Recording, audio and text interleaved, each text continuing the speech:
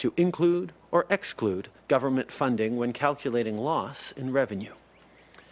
If your company or organization has been impacted by COVID-19, the government will give you up to $847 a week per employee. And as we've said before, this subsidy will be retroactive to March 15th. Our government understands that not all businesses operate the same way, and that's why we're making changes to include as many of you as possible. We will keep listening, but we really hope you will use this help from your country and from your fellow citizens to rehire and pay your workers. If our economy is to get through this, we need businesses to survive and workers to get paid. Job numbers for March will be out tomorrow, and it's going to be a hard day for the country. We're facing a unique challenge, but I know that if we pull together, our economy will come roaring back after this crisis. Au cours des dernières semaines, on a instauré des mesures sans précédent, dont la subvention salariale d'urgence et la prestation canadienne d'urgence pour aider les travailleurs, les familles et les entreprises. Cela dit, certaines personnes ne sont pas admissibles aux prestations qu'on met en place. D'autres ont besoin de plus de soutien. Je pense par exemple aux pigistes, aux professionnels des soins à domicile et à ceux dont les heures de travail ont été réduites à 10 heures par semaine ou moins. On est en train de trouver des solutions et on va vous aider. Nos aînés traversent aussi des moments difficiles ces jours-ci parce qu'ils sont particulièrement vulnérables face à la COVID-19. En même temps, ils s'inquiètent de l'impact de la chute économique sur leurs économies et des dépenses additionnelles à cause de cette crise. On va donc avoir des mesures supplémentaires pour aider nos aînés les plus vulnérables bientôt. Pour ce qui est des étudiants et des jeunes qui s'apprêtent à entrer sur le marché du travail, on va avoir plusieurs mesures pour vous appuyer. Mais ce matin, on commence avec une première étape. To help young people and small businesses affected by COVID-19, we're making changes to the Canada Summer Jobs program this year. We will now give CSJ employers a subsidy of up to 100% to cover the costs of hiring students. We will also extend the time frame for job placement until the winter, because we know that some jobs will start later than usual. And because many businesses have had to scale back their operations, they will be able to hire students part-time. Our government is also encouraging all employers who have been impacted by COVID-19 to make adjustments so work can continue. For example, if you run a local food bank, you may be doing deliveries instead of serving people on site, so you could hire students to help you. We will also be asking MPs across the country to reach out to businesses and organizations providing critical services in their communities to look at how students can help during this critical time. In this economic climate, it's hard for people of all ages to find work, but young people are especially vulnerable. They're new to the workforce, so they don't have a lot of money set aside for this kind of situation. At the same time, they need work experience to secure their next job and money to cover their living expenses and help with tuition for the rest of the year. Today, we're taking a step in the right direction to help young people find work during this difficult time, but I want to be clear, we will be doing more. Just like we will do more for those who need help but are not eligible to receive the benefits we've announced so far. We're also working around the clock to ensure that our frontline workers have everything they need to save lives and stay safe. Overnight, we received 500,000 N95 masks from 3M, and they'll be distributed across the country where they are most needed. I know the past weeks haven't been easy, but we're going to get through this together if everyone keeps following the instructions from public health experts. So please, stay home as much as possible. Only go out for essential things like groceries and medications, and try to make that trip once a week or less. And when you do, remember to keep 2 meters from those around you. That's the best way to stay healthy and protect our frontline workers who are doing so much to help all of us. Encore une fois, merci d'être avec nous ce matin. Je suis maintenant heureux de prendre les questions des médias. Thank you, Prime Minister. We'll now go to the phones for one question, one follow-up. Over to you, operator. Merci, thank you. The first question is from Heather Caulfield from the Toronto Star. Your line is open. Please go ahead. Good morning, Prime Minister. Could you talk to us about what your plan is to get people back to work efficiently and safely without provoking another outbreak?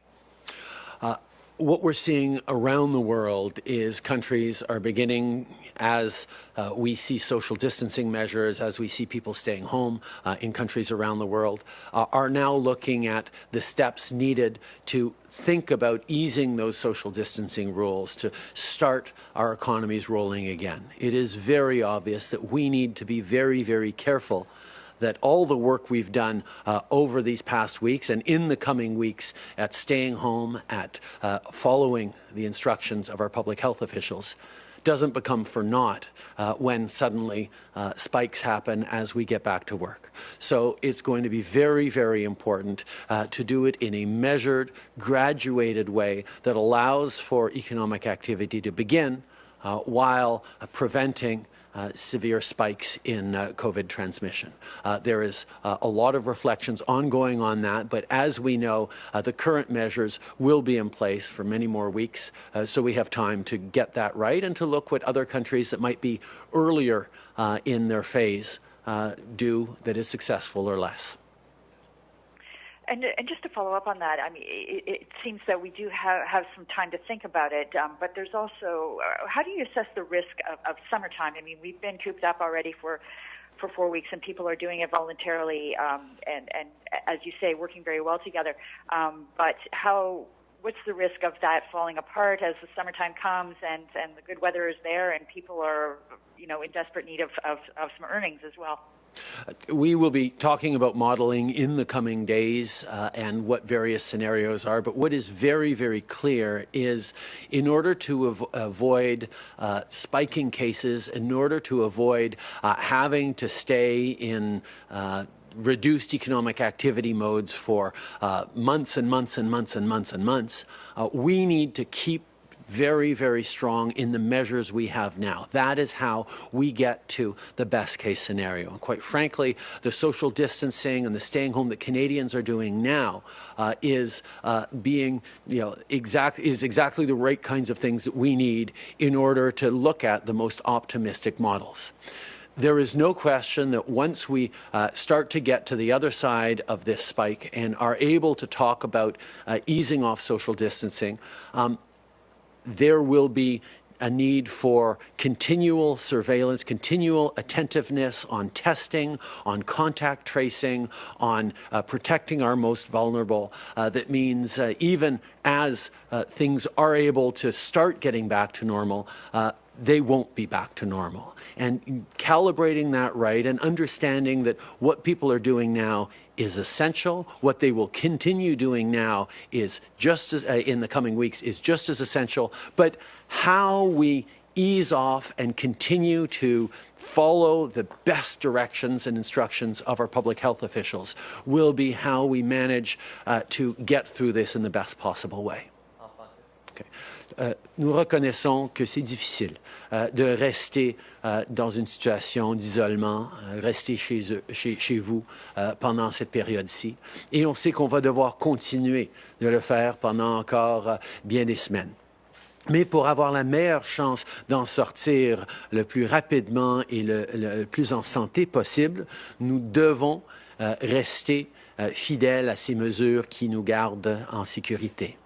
À un moment donné, dans quelques mois probablement, quand on sera en train de relâcher les mesures jusqu'à un certain niveau, nous allons devoir encore être extrêmement vigilants sur nos comportements, sur qui peut retourner au travail, pour s'assurer qu'on ne fasse pas face à une nouvelle épidémie ou, encore pire, qu'on ait fait tout ce qu'on est en train de faire pendant ces semaines-ci pour rien et on se retrouve avec un gros problème au pays. Donc, on est en train de regarder attentivement comment pouvoir passer aux prochaines phases, mais c'est sûr qu'on est encore très, très, très ancré dans cette phase-ci, qui veut dire que nous allons rester chez nous le plus possible. Nous allons continuer à garder cette distanciation. Thank you. Operator, next question, please. Merci, thank you. The next question is from Althea Raj, HuffPost Canada. Your line is open. Please go ahead. Thank you. Good morning. Can you explain why the government chose not to make relief payments simple, inclusive, and universal? You know, we're hearing from a lot of people who are excluded from the measures that you've announced, including the ones this week for a variety of reasons.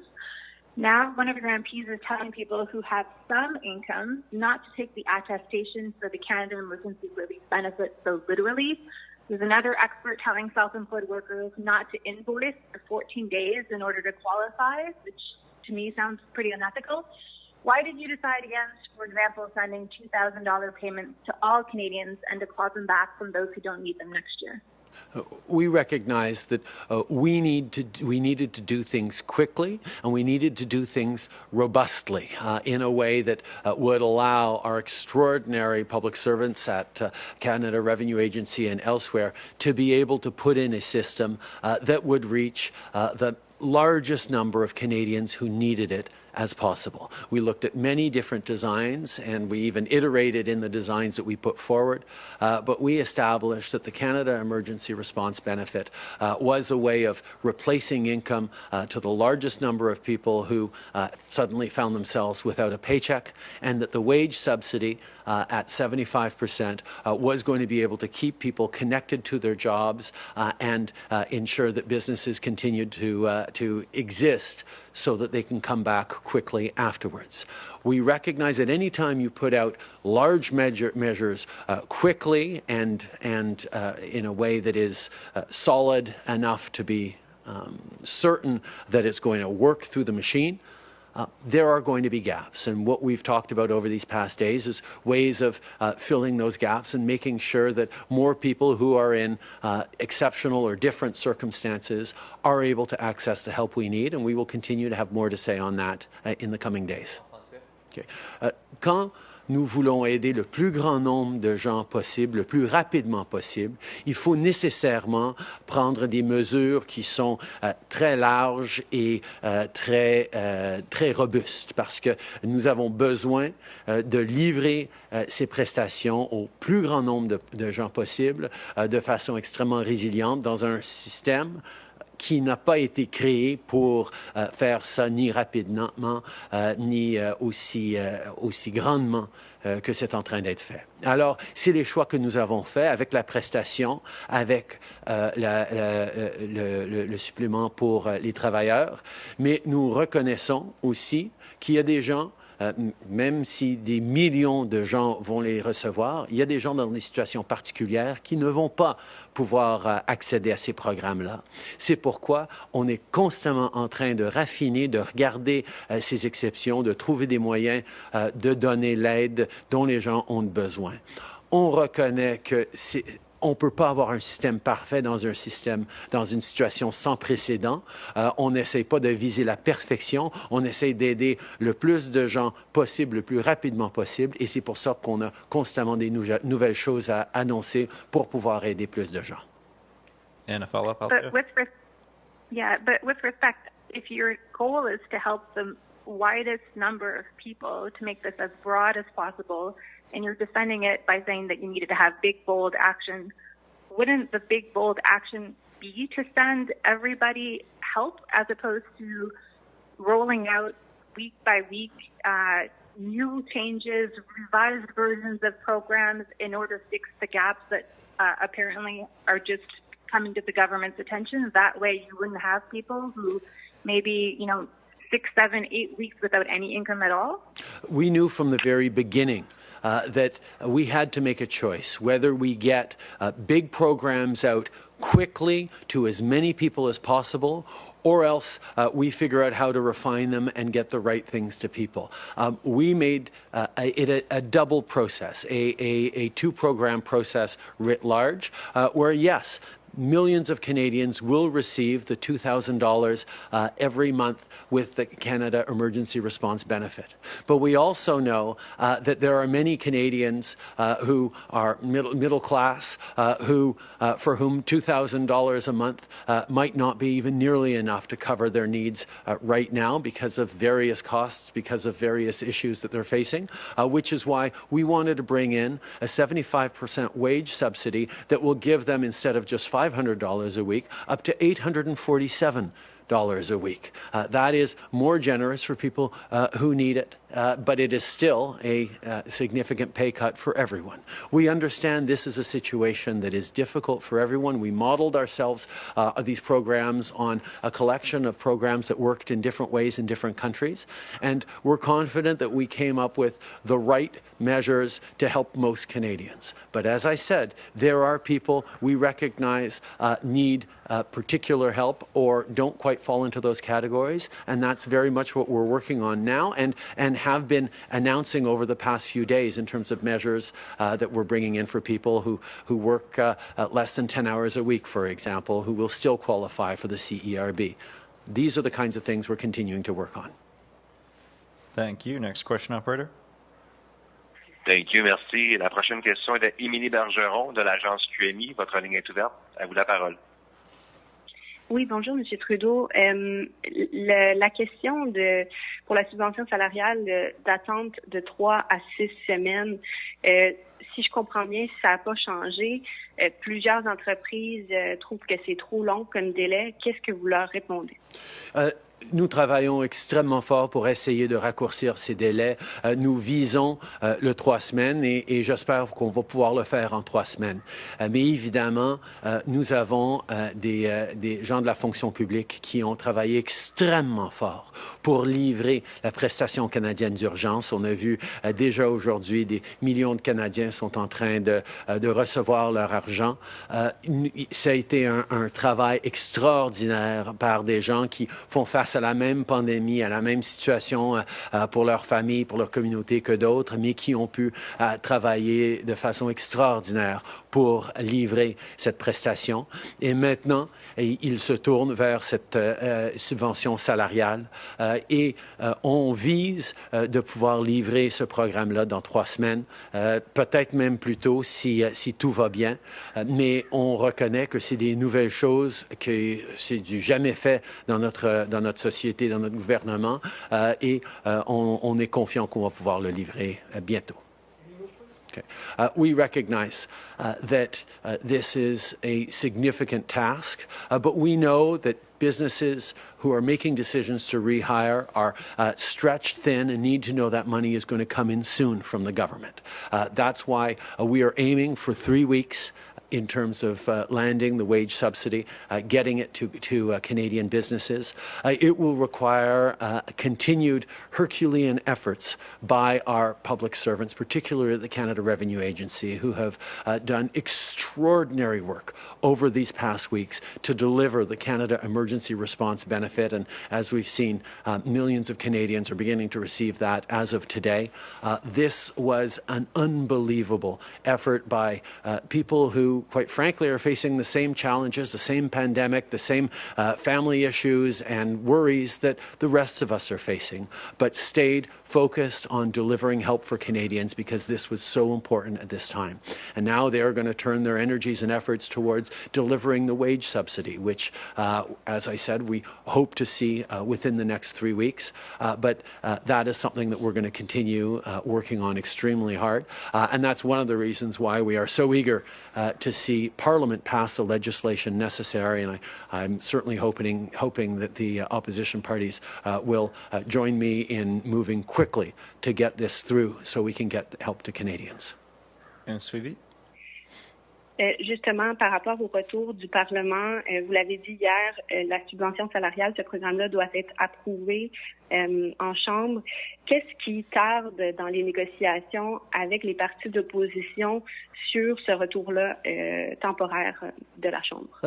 On parle de mesures qui sont c'est une mesure qui sera la plus grande dans l'histoire du gouvernement canadien.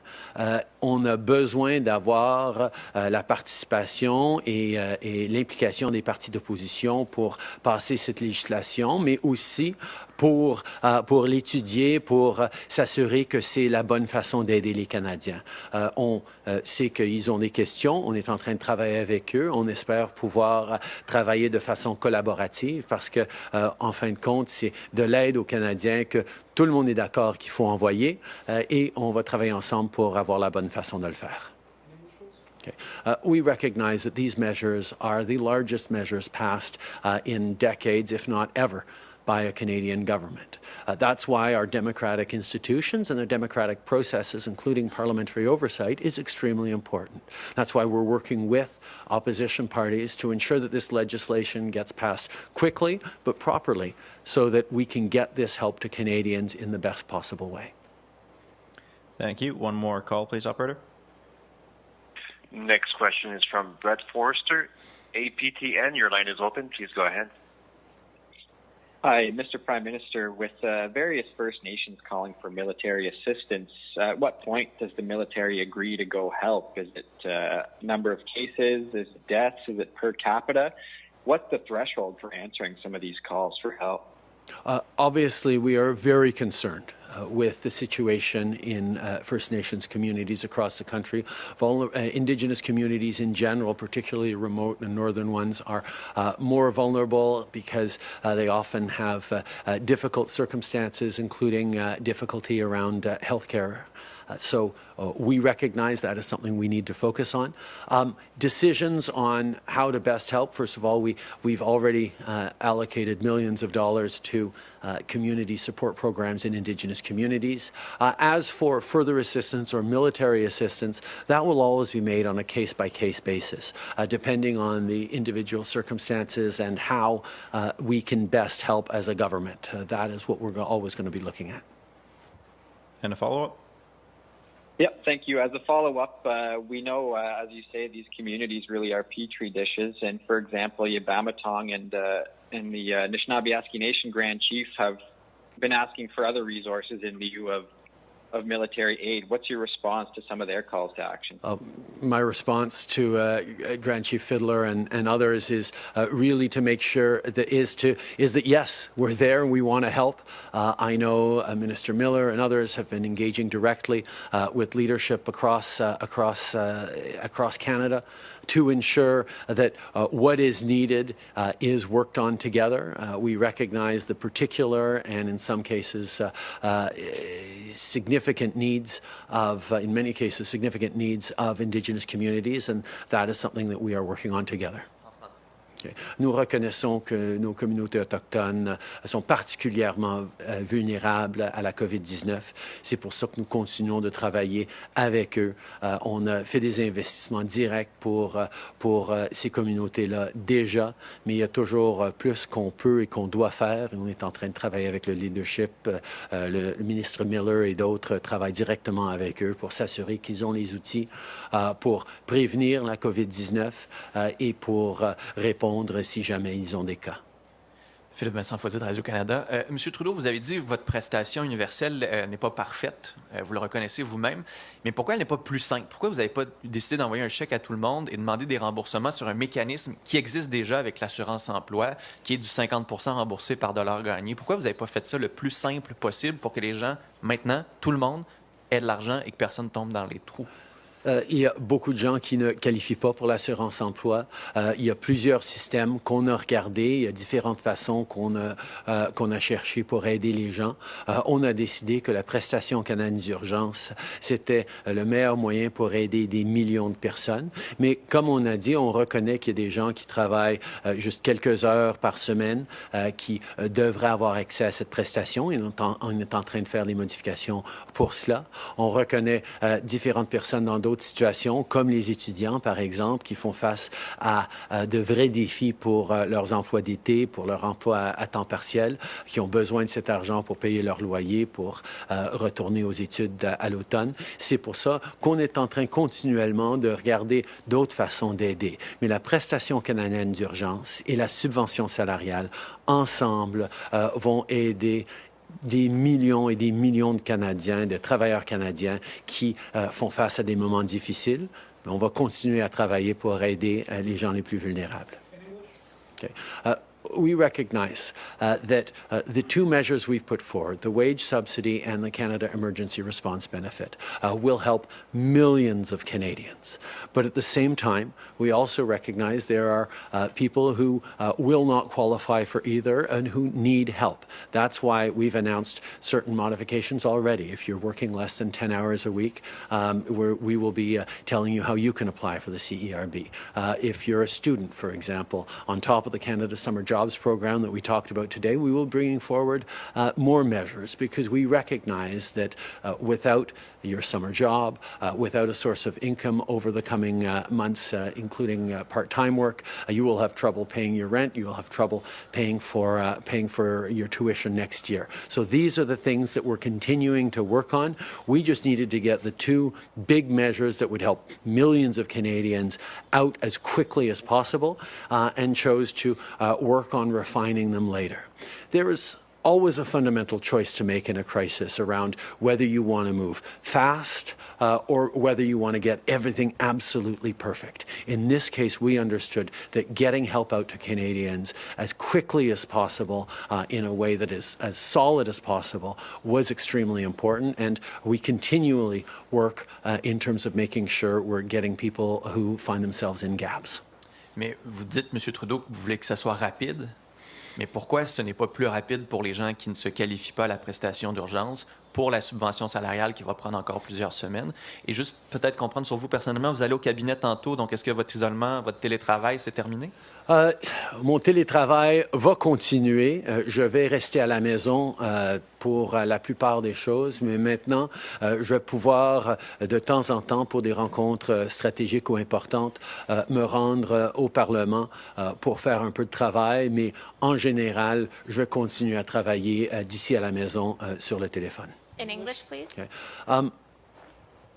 I will continue to work from home. Day in and day out, as we're asking most Canadians to do. There will be moments for strategic meetings or particular issues where I will go into the office for meetings, taking all proper precautions, but most of my work will continue to be from home on the telephone. Marika Walsh with the Globe and Mail. For the past 2 weeks, you've been saying that the models that Canada will release are coming in the coming days. When will they actually be released? We've seen over the past few days a number of provinces putting forward more data and more modeling on their issues. At the federal level, we continue every single day to put forward updated numbers to be fully transparent with Canadians on the national picture. But in order to have a national picture in terms of modeling and forecasts, we need to draw on what the provinces are doing, what modeling work they're doing. Provinces have been releasing this week much more information around their models, and as we collate those and look at those and integrate those into a national model, we will have more to say in the coming days. Nous reconnaissons que les gens veulent savoir combien de temps ça va durer, à quel niveau de décès on pourrait s'attendre. On est en train, évidemment, à tous les jours de publier sur le site canada.ca des chiffres, des données de façon transparente et rassemblées de partout au pays pour avoir des images de ce qui se passe à travers le pays. En même temps, on reconnaît que plusieurs provinces ont cette semaine partagé des modèles, des prévisions pour l'avenir. Si on veut partager un modèle ou une prévision qui sera réellement nationale, il va falloir qu'on rassemble un petit peu ces informations, ces prévisions des différentes provinces et nous allons le faire d'ici les prochains jours. So is it more reasonable to say that it would be in the coming weeks then at this point? And the Conservatives are calling for a daily question period with the return to Parliament. Do you support that? I think it's extremely important that Parliament continues to do its work, particularly in a time of crisis. It is going to be extremely important that we gather to pass important legislation to allow Canadian businesses and workers to be helped by the wage subsidy. These are things that we're gathering for and working together on. I think that as we asked the Speaker a number of days ago, we should look at gathering a virtual Parliament. I think it's important that parliamentarians from every corner of the country, not just those within driving distance of Ottawa, should be able to weigh in on the working of our democracy. That's why we're looking at virtual models of doing that. In terms of my own engagement, I'm happy to take questions every day, and I'm happy to work with parliamentarians as I take questions every day, as I do here from media. But I'm also happy to work with parliamentarians to make sure that we're continuing to get accountability and get the measures right for Canadians. I believe deeply in our democratic institutions, particularly in a time of crisis, and I look forward to continuing to work with all opposition parties to make sure that we have working systems in place. Okay. Nous reconnaissons à quel point c'est important d'avoir une démocratie qui fonctionne, des institutions qui sont encore au travail pendant un moment de crise. Donc, nous allons rassembler le Parlement dans les jours à venir pour passer un projet de loi pour aider les travailleurs avec cette subvention salariale. Et nous avons demandé il y a plusieurs jours au président de la Chambre des communes de regarder des façons de se rassembler de façon virtuelle. Parce qu'il me semble que ce n'est pas tout à fait juste que seulement les parlementaires qui peuvent venir en proximité d'Ottawa participent à notre institution. On voudrait créer des modalités plus virtuelles pour que tous les parlementaires soient là, et on va continuer ces discussions avec les autres partis. Par rapport à moi, je suis très content de prendre des questions des médias tous les jours, et je suis tout à fait ouvert à prendre des questions régulièrement d'autres partis aussi. On va suivre des discussions là-dessus. Prime Minister Tom Parry with CBC News. I know you're going to be talking about your modeling in the coming days, but from what you've seen, do you have any idea when the virus is going to peak nationally? And also, are you concerned about the virus coming in waves that Canadians are going to be dealing with for many months? Excellent question, Tom. I think we are very much trying to figure out where we are on the curve within the various models. What is very, very clear is there are significant differences across the country in where various provinces are on their own curves. Overall, as a country, I can say we have reached the point where we are later than many other countries. So we have a glimpse into what is effective and what is working to bend those curves in other countries that we are doing now. Our social distancing over the past weeks and staying at home has been very effective. And regardless of the model in place, it is clear that the best outcomes come when there is maximal social distancing, as we are pretty close to doing right now, as we ramp up testing, because that's an important piece of it, and we're continuing to do more testing every single day, and as we do aggressive contact tracing to ensure that people who are possibly exposed are put into self-isolation. These kinds of things are what give us the best chance of getting there. We don't know exactly when we're going to be peaking, but we do know if we continue to do this, if we continue to keep the measures in place that we have right now, we will get through this much, much quicker. Once we are through this initial phase, we will then be in a mode until there is a vaccine, which could take many, many months, if not more than a year, to get to. We will be calibrating very carefully our behaviors as a country, as a society, as an economy, to managing the existence and persistence of COVID-19. better testing, careful isolation of vulnerable communities, measures of gradually bringing back the economy will come. So if there are spikes, as the data and documentation tells us that we can expect, we are quickly able to adjust and react. So none of those spikes over the coming many months that are possible will be anything as serious as this one. But in order to do that, we have to keep following medical advice, knowing that what Canadians are doing right now, staying home, keeping 2 meters apart, not going out unless you absolutely have to, is what is getting us through this and will ensure that, that Canadians are kept as safe as possible and our economy comes back as quickly and as strongly as possible. So let's keep doing what we're doing.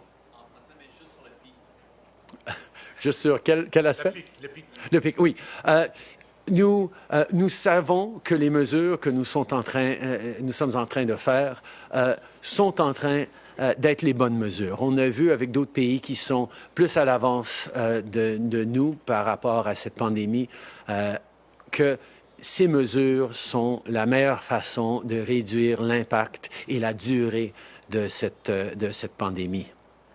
Nous allons continuer de rester dans notre situation de contrôle que nous avons maintenant. On ne sait pas exactement quand le pic viendra, mais on sait qu'il viendra si on continue à garder le cap sur les mesures qu'on a maintenant. Et dans les mois et l'année à venir, c'est possible qu'après qu'on passe cette phase-ci du virus, on ait une résurgence ici et là du virus au Canada. Mais on va avoir des mesures pour, j'espère, mieux contrôler et tamiser et réduire l'impact de ces petits moments plus difficiles à quelques endroits. Alors, c'est par rapport à ça qu'on est en train de travailler pour partager nos prévisions dans les jours à venir. Hi, Prime Minister. Kevin Gallagher, CTV National News. As you spoke about the importance of testing for these models and numbers we're talking about, are you at all concerned that Canada's most populous province has the lowest per capita rate in terms of testing, but also, according to reports, is falling well short of Ontario's own testing goals? So what more can the federal government do? Why hasn't the federal government stepped in to increase testing in Ontario and in other provinces? We're working very closely with all provincial health authorities to ensure that they have the equipment and the ability to do as many tests as possible. This is an essential part of getting through this phase of the pandemic and indeed keeping us out of further phase or minimizing further phases of the pandemic over the coming many months. We continually do more testing every single day in this country. We're already doing better than many countries in the world that we compare ourselves to. But at the same time, we recognize there's more to do. We will continue to work with jurisdictions that are facing challenges, and we will work together to make sure that we're doing what is needed right across the country to keep Canadians safe. Prime Minister Janet Silver, Global News. Public Health Canada told the government in early February more resources for local public health officials were needed to contain the outbreak and enforce a quarantine order. Why did the federal government not act at that time to do more to bolster resources and to stop the spread? We recognized early on that this was a challenge, and we did take many measures to try and control or prevent or ensure that Canada was less vulnerable to the spread of COVID-19 that we were seeing elsewhere in the world. With hindsight, I'm sure there are lots of things that we would have done differently, could have done differently, but I can tell you that every step of the way, we took the advice of our medical professionals and our public health experts seriously and did as best as we could.